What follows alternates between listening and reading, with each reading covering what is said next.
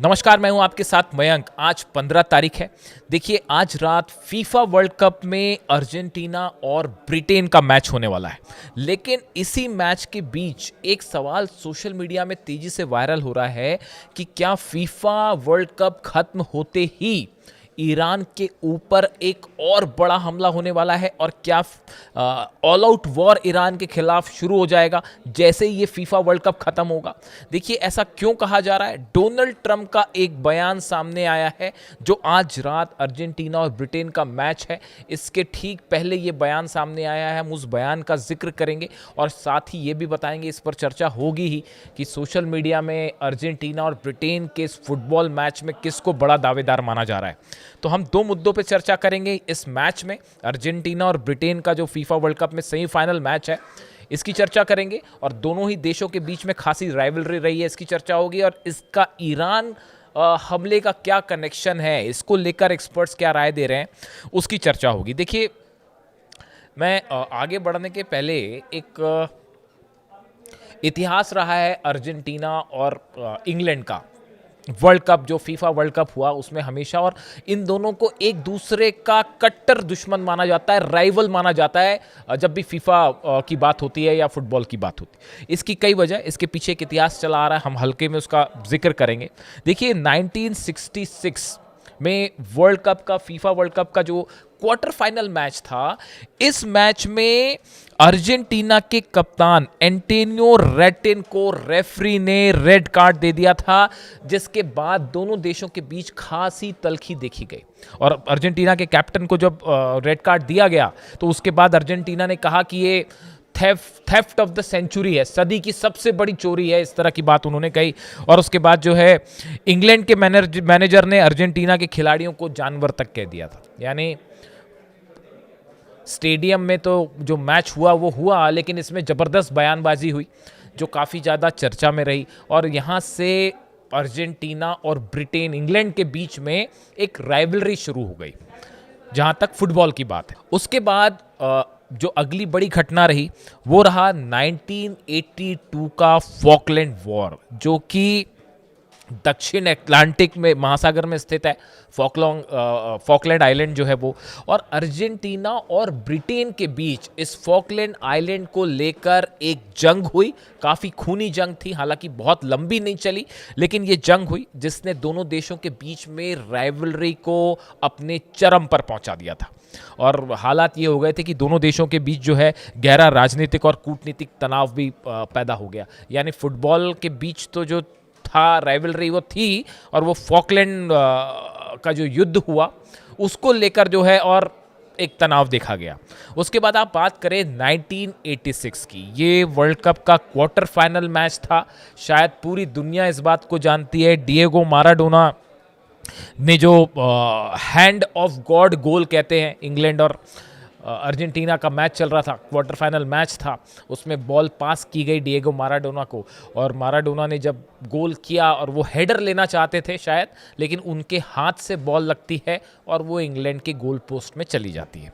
वो हैंड था, लेकिन रेफरी जो थे वो उसे देख नहीं पाए, उन्होंने अर्जेंटीना को गोल दे दिया। और उसके बाद जो है पूरी दुनिया में ये हैंड ऑफ गॉड की तरह से की रूप में जाना जाने लगा, और उसके बाद इसको लेकर खासा विवाद हुआ। और इसने जो है इंग्लैंड और अर्जेंटीना के बीच एक बार फिर जो है वो अपनी इनकी राइवलरी जो है वो चरम पर पहुंच गई। ऐसी देखिए 1998 का जो वर्ल्ड कप था, राउंड ऑफ 16 का मैच था।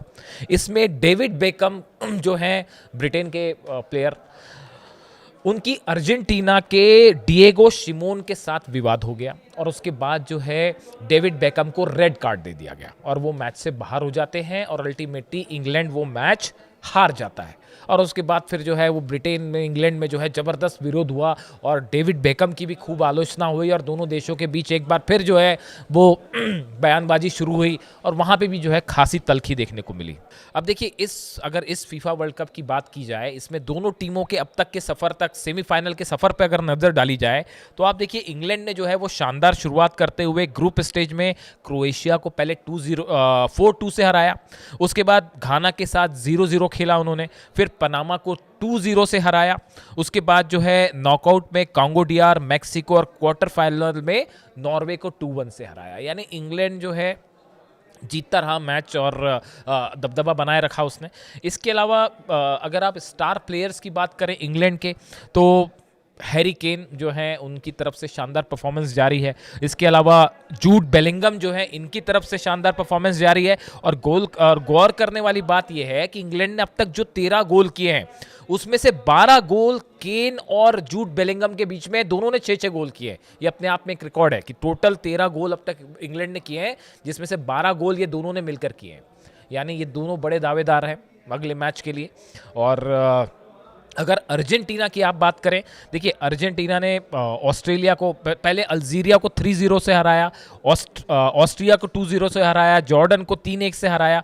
लेकिन इसके बाद के जो मैचेस थे, चाहे वो काबो वर्डे के साथ हो या फिर राउंड ऑफ 16 में इजिप्ट के साथ रहा हो या स्विट्जरलैंड के साथ, ये सब के सब मैच बहुत ही टाइट हुए अर्जेंटीना के। और एक बार तो ऐसा लगा कि शायद जो है वो इजिप्ट से हार भी जाएंगे, और 2 गोल से पीछे होने के बाद आखिरी के 17 मिनट में 3 गोल मारे। यानी अर्जेंटीना की टीम देखिए वर्ल्ड चैंपियन है, लेकिन स्ट्रगल करके आगे बढ़ रही है। तो ऐसे में आज का मैच जो है वो बेहद टाइट हो सकता है।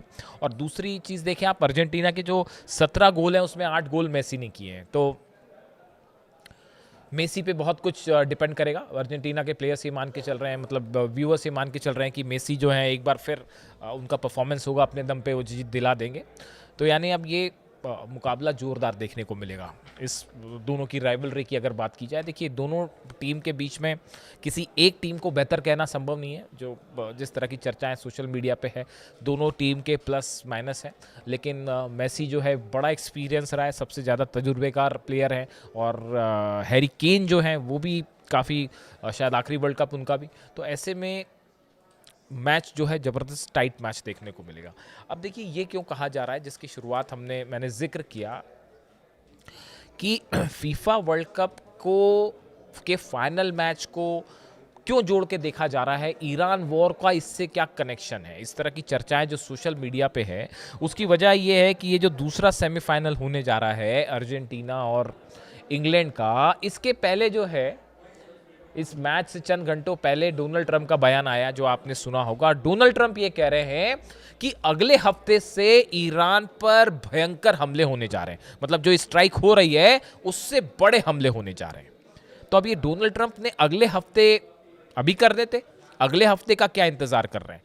कई एक्सपर्ट ये राय दे रहे हैं कि क्या इस बात का इंतजार किया जा रहा है कि फीफा वर्ल्ड कप खत्म हो, उसके बाद ये ऑल आउट वॉर शुरू किया जाए, क्योंकि इसका परिणाम बेहद घातक होगा और पूरी दुनिया पे इसका असर पड़ने जा रहा है। पहले मैं बयान बताऊं आपका डोनाल्ड ट्रंप का। डोनाल्ड ट्रंप कह रहे हैं next week it gets really bad for them मतलब ईरान।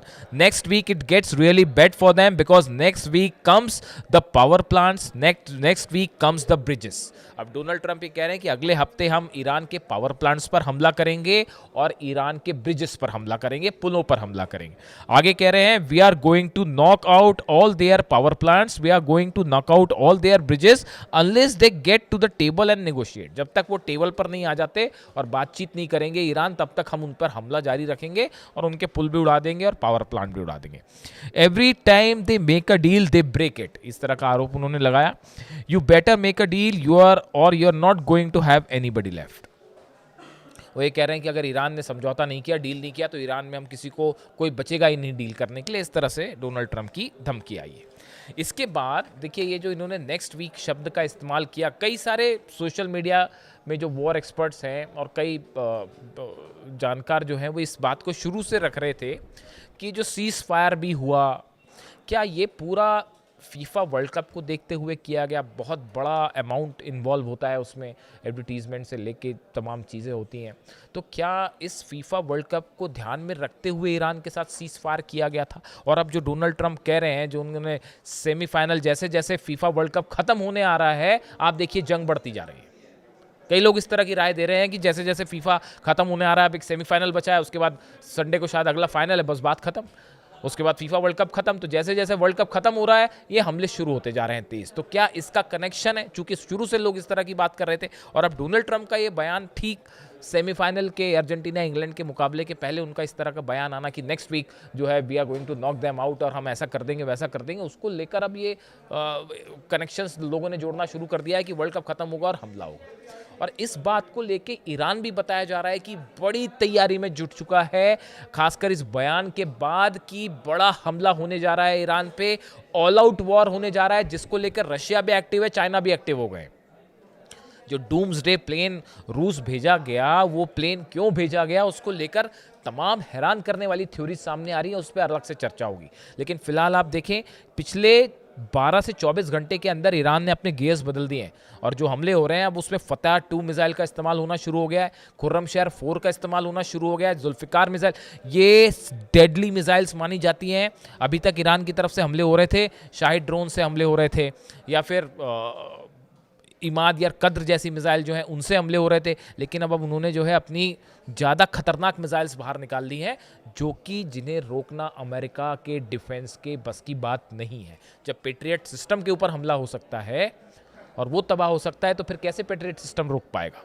ऐसे में तमाम सवाल हैं। इजराइल पर अब तक हमला क्यों नहीं हुआ, ये भी एक बड़ा सवाल है। क्या ये एक बड़े प्लान का हिस्सा है कि पहले अमेरिका की तरफ से हमला होगा, उसके बाद जंग को आगे इजराइल कैरी ऑन करेगा? ये इस तरह की तमाम थ्योरीज चल रही हैं।